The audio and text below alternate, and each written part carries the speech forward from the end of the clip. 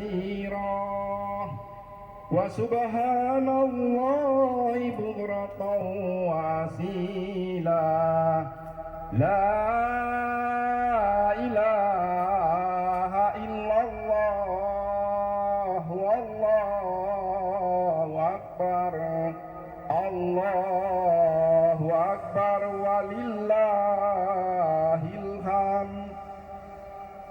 Alhamdulillah, alhamdulillah nahmaduhu wa nasta'inuhu wa nastaghfiruhu wa na'udzubillahi min syururi anfusina wa min sayyiati a'malina. May yahdihillahu fala mudhillalah wa may yudlil fala hadiyalah. Ashhadu an la ilaha illallah wahdahu la syarikalah wa ashhadu anna Muhammadan abduhu wa rasulullah nabiyya ba'da. Allahumma sholli wa sallim wa barik ala sayyidina Muhammad wa ala alihi wa sahbihi ajmain. Amma ba'du, fa ya ibadallah ittaqullah haqqa tuqatih wa la tamutunna illa wa antum muslimun. Segala puja dan puji kita persembahkan kehadirat Allah Subhanahu wa taala.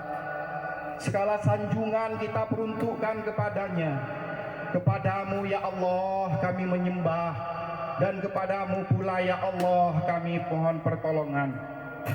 Hadirin jamaah Idul Fitri yang dimuliakan Allah, pada hari ini kita berkumpul di lapangan ini tidak lain adalah panggilan daripada Allah Subhanahu wa taala untuk melaksanakan sholat Idul Fitri, yaitu merupakan anugerah dari Allah Subhanahu wa taala. Betapa nikmat Allah yang diberikan kepada kita adalah merupakan perwujudan implementasi dari pelaksanaan bulan Ramadan yang telah lalu meninggalkan kita. Puji dan syukur kita panjatkan kehadiratnya, di mana atas limpahan rahmat Allah yang diagunkan kepada kita tidak terhitung banyaknya, sehingga Allah berfirman dalam Al-Quran, Bismillahirrahmanirrahim, wa in ta'uddu nikmatallahi la tuhsuha. Jikalau kamu akan menghitung nikmatku, kata Allah, niscaya kamu tidak mampu menghitungnya. Begitu banyak nikmat yang diberikan oleh Allah. Bukan nikmat itu berupa rezeki saja. Kadang-kadang kita ini salah pengertian. Yang namanya nikmat itu termasuk kesehatan, termasuk kita masih bisa melihat, termasuk kita masih bisa mendengar, termasuk kita masih bisa mampu melaksanakan, yaitu bulan Ramadan, melaksanakan puasa ibadah karena Allah, karena dipanggil, diperintahkan oleh Allah. Dalam Al-Quran surat Al-Baqarah ayat 183 Allah berfirman, Bismillahirrahmanirrahim, Ya ayyuhallazina amanu kutiba alaikumusiyam kama kutiba alal ladzina min qablikum la'allakum tattaqun. Hai orang-orang yang beriman, kita perhatikan yang dipanggil ini bukan ya ayuhan nas, bukan sekalian manusia, tetapi yang dipanggil ya ayyuhallazina amanu, hai orang-orang yang beriman. Perintahnya khusus kepada orang-orang yang beriman. Laksanakanlah puasa sebagaimana dilaksanakan orang-orang yang dahulu sebelum kamu. Berarti yang puasa ini bukan sekarang makhluk yang hidup yang sekarang di zaman Nabi Muhammad, tetapi sejak zaman Nabi Adam mereka ada yang berpuasa. Contoh logika kita, coba kita lihat, termasuk binatang pun berpuasa. Contoh misalnya ular. Ular itu ketika dia mau berganti kulit, dia tidak makan dan tidak minum berhari-hari. Kemudian dia berganti kulit, kulitnya ganti setelah dia kelihatan tampak tua, ganti kulit kemudian kembali muda kembali. Itu ular. Kemudian ayam, kita lihat, ayam itu ketika dia mengeram, kita lihat dia sehari, 2-3 hari dia tidak keluar. Tetapi kalau yang sering keluar, dia mengeram, telurnya itu tidak banyak menetas kalau dia sering keluar. Tapi kalau dia berhari-hari, dia tafakur sambil memuji Allah, dia mengeram, alhamdulillah, karena dia rajin puasa, akhirnya banyak yang netas itu. Nah, oleh karena itu kita mudah-mudahan di dalam bulan Ramadan ini akan membawa keimanan kita, menambah ketakwaan kita kepada Allah Subhanahu wa taala. Bapak Ibu hadirin sidang jamaah Idul Fitri yang dimuliakan Allah dan dirahmati Allah. Sore kemarin kita saksikan setelah matahari tenggelam di ufuk barat, pertanda Ramadan meninggalkan kita. Ramadan pergi menghadap Allah Subhanahu wa taala, melaporkan segala aktivitas, segala peristiwa yang terjadi di muka bumi ini. Mereka bulan Ramadan menyampaikan laporan kepada Allah Subhanahu wa taala. Ini catatan-catatan bagi kita kaum muslimin yang takuli lil albab, yang menggunakan akal untuk berpikir. Bulan Ramadan ini manusia terbagi menjadi 3 golongan. Kita golongan yang mana? Yang pertama, setelah datang bulan Ramadan, golongan manusia ini yang pertama, golongan yang pertama, yaitu malu kepada Allah dan malu kepada manusia. Dia melaksanakan puasa, menjaga segala membatalkannya dari imsak terbitnya fajar sampai terbenamnya matahari. Itu mereka menjaga supaya puasanya diterima oleh Allah, karena mereka mendengar bahwa Nabi Muhammad SAW bersabda, "Man shoma Ramadana imanan wa ihtisaban wa ghafira lahu ma taqaddama min dzambi." Barang siapa berpuasa, kata Allah, dengan penuh keredoan, dengan penuh keimanan, maka dosa-dosa kita, Pak, Bu, dosa-dosa kita akan diampuni oleh Allah. Ini kalau niat kita. Mudah-mudahan yang hadir ini termasuk golongan yang pertama yang melaksanakan ibadah sesuai dengan rukun Islam dan banyak mendapatkan petunjuk dan pertolongan Allah Subhanahu wa taala. Amin ya rabbal alamin. Nah, sekarang golongan yang kedua. Golongan yang kedua, begitu bulan Ramadan datang, manusia golongan kedua ini dia tidak malu terhadap Allah, tetapi dia malu kepada manusia. Dia kalau ada manusia di depannya, dia puasa. Tetapi kalau tidak ada manusia, di belakang dia makan, di belakang dia minum, dia merokok. Ini hanya malu kepada manusia. Dia nyimpan-nyimpan bersingitan, ya. Ini yang namanya manusia. Manusia golongan yang kedua ini, mereka berpuasa kalau di hadapan ada manusia, di belakang dia makan dan minum. Ini masih beruntung, masih mempunyai malu. Tetapi golongan yang ketiga tidak malu kepada Allah dan tidak pula malu kepada manusia. Ini golongan yang ketiga, tambah celaka lagi. Mereka di depan halayak ramai mereka makan, mereka minum, bahkan malah hebatnya mereka merokok di tengah-tengah masyarakat. Dia tidak memperdulikan apakah ini Ramadan apa tidak. Mereka tidak memperdulikan, mereka tidak mempunyai rasa malu. Mereka merokok seolah-olah mereka itu gagah, mereka hebat. Nah, inilah golongan yang ketiga yang merusak daripada agama kita. Sedangkan kaum non-muslim saja masih menghormati kita. Mereka masih menghormati kita sebagai non-muslim. Kita berpuasa, tetapi dia muslim, dia malah di depan-depan orang dia tidak mempunyai kemaluan, tidak mempunyai rasa malu. Tetapi apa kata Allah dan Rasulnya? Kalau kamu tidak mempunyai malu, maka berbuatlah sekehendak hatimu. Allahu Akbar, Allahu Akbar, Allahu Akbar. La ilaha illallah, wallahu akbar, Allahu akbar, walillah ilham. Hadirin jamaah Idul Fitri yang dimuliakan Allah, manusia ini ada dua, dikelompokkan. Yang satu imma sakuro, yang kedua imma kapuro.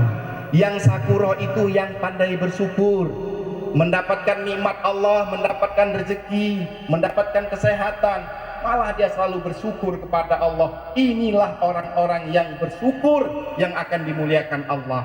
Firman Allah di dalam Al-Quran demikian bunyinya, Bismillahirrahmanirrahim, La in sakartum la azidannakum wa la in kafartum inna adzabi lasadid. Barang siapa pandai bersyukur, nikmat akan kutambah, dan barang siapa yang kufur, nikmat itu akan berubah menjadi azab. Oleh karena itu, mari dengan adanya bulan Ramadan ini kita rubah sikap kita, mental kita yang dididik selama 30 hari ini akan membuahkan cahaya iman, sehingga kita berbaik kepada tetangga. Karena banyak penyakit-penyakit di dunia ini, lebih-lebih di zaman sekarang, Pak, Bu, dunia semakin maju, teknologi semakin canggih, tidak ada lautan yang tidak terarungi oleh manusia, tidak ada daratan yang tidak dijamah oleh manusia. Sekarang media sosial sangat maju, anak-anak sekarang ini banyak memegang handphone daripada membaca Al-Quran, termasuk kita orang tuanya pun demikian, setiap hari pegang handphone. Dan kita hati-hati dan waspada, ini merupakan suatu ujian dari Allah Subhanahu wa Ta'ala. Ini yang biasanya dunia barat yang makainya, tetapi sudah sampai ke kita, ke negara Republik Indonesia ini, jutaan orang yang menggunakan media sosial. Hati-hati, maka pemerintah menyikapi apabila kita di media sosial membuat suatu masyarakat akan membuat rasa kebencian, maka akan dituntut oleh undang-undang. Oleh karena itu kita hati-hati menggunakan media sosial ini. Kemudian banyak rumah tangga yang hancur karena membuka SMS, dilihatnya suaminya pacaran dan kemudian istrinya pacaran. Kalau kita mendapatkan misalnya suara telepon di handphone, di depan itu kita terima, ini kadang-kadang ke belakang melihat suami istrinya. Harus transparan supaya suami dan istri ini satu kesatuan yang tidak bisa dipisahkan. Oleh karena itu Ramadan membawa ini, kita lihat ya, ini orang-orang yang imasakuro, mereka itu berjuta-juta mudik lebaran. Kita lihat di Jakarta sekarang, jutaan sepi di Jakarta itu sekarang, di kota-kota besar. Karena mengapa? Mereka bersilaturahmi, mereka mau menemui orang tuanya, mereka mau menemui yaitu sanak saudaranya. Ini memang benar dibenarkan oleh agama, karena jangan sampai memutuskan silaturahmi. Pernah di suatu ketika Al-Kisah, Rasulullah SAW sedang berkhutbah di depan mimbar, dia mengadakan tangan. Kata Rasulullah, sabdanya, amin, amin, amin ya Allah. Kemudian setelah sholat ditanya, ya Rasulullah, di tengah-tengah engkau menyampaikan tausiah, engkau mengatakan amin 3 kali, apakah gerangan yang terjadi? Dijawab oleh Rasulullah, ketika saya mendapatkan tamu yang tak diundang, yaitu malaikat Jibril, dia meminta kepada saya untuk mengaminkan. Wahai Rasulullah, saya akan berdoa. Ini malaikat Jibril, Pak, Bu, malaikat Jibril minta diaminkan oleh Nabi Muhammad. Apa doa malaikat Jibril? Kita dengarkan bersama. Ya Allah, kata malaikat Jibril, jangan engkau terima puasanya orang yang memutuskan silaturahmi. Amin, kata Nabi Muhammad. Apa enggak kabul malaikat Jibril yang berdoa, sedangkan yang mengaminkan Nabi Muhammad. Jadi hati-hati.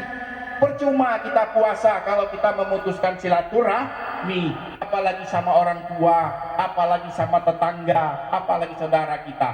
Maka dengan Idul Fitri ini, kita hari teman ini, karena kita kemarin perang melawan hawa nafsu. Hawa nafsu, kalau perang melawan senjata masih enak, masih kelihatan.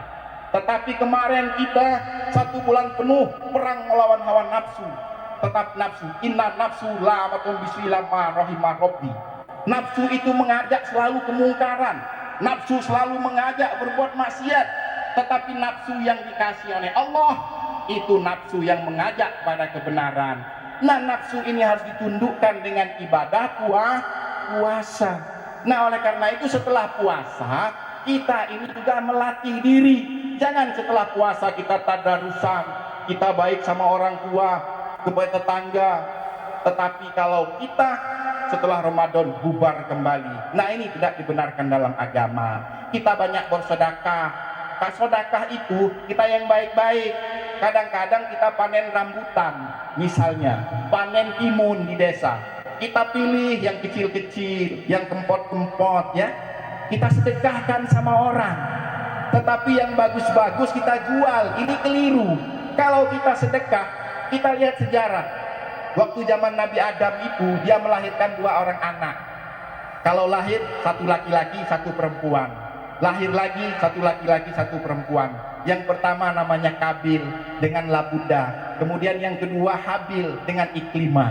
Tetapi karena yang namanya Kabil itu, dia mau dijodohkan dengan pasangannya yang waktu lahir itu. Kata Nabi Adam, jangan, kau harus dengan Labuda. Tapi bagaimana terjadi? Akhirnya Nabi Adam memerintahkan anaknya Kabil dan Habil untuk bersedekah, berinfak. Kau ambil sedekah kamu, karena Kabil itu dia tukang mengembala kambing, sedangkan Habil itu petani. Tetapi apa akhirnya? Si Kabil tadi karena jiwanya itu yang tidak mempunyai rasa kasihan, belas kasihan, diambilnya lah kambing itu ya, seekor kambing yang kurapan, yang kurus ya, yang hampir mati untuk disedekahkan. Tetapi kalau Habil dipilihnya yang bagus ya, tumbuh-tumbuhan yang petani yang bagus, akhirnya diterima oleh Allah. Nah, apa dipanggil Adam? Wahai Kabil dan Habil, sekarang saya lihat bahwa korban kamu, sedekah kamu yang diterima itu adalah Habil. Tapi Kabil itu masih utuh tuh kambing, nggak ada yang ngambilnya oleh Allah. Mana kambing kurapan ya? Sama kita misalnya bersedekah, sedekah cari ya. Kalau kita amal, ada sholat di masjid, kadang-kadang kita itu untuk bersedekah nyimpak ya. Di mana uang 1000 kita cari yang ribu-ribuan, tapi yang 50, yang ratusan, padahal itu yang besar pahalanya ya. Nah, tapi kalau ada suatu cerita, kalau kita